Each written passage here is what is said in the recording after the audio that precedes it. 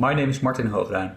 I'm a medical biologist working at the Erasmus Medical Center in Rotterdam, the Netherlands. I'd like to introduce you to the domain of regenerative medicine at the ESOT 2021 Congress, which takes place from August 29 until the 1st of September. So the domain of regenerative medicine at ESOT includes different approaches to repair organs, all the way to creating new types of organs. You can think of cellular therapies, the use of stem cells to create mini organs in the lab, and the generation of bioartificial organs. The domain of regenerative medicine also includes ethical discussions on how these new developments should be implemented and what the implications are for transplant patients and transplant professionals.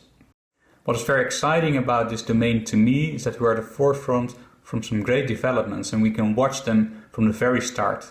For now I say goodbye and I hope to see you at the ESOT 2021 Congress and enjoy some very interesting science together.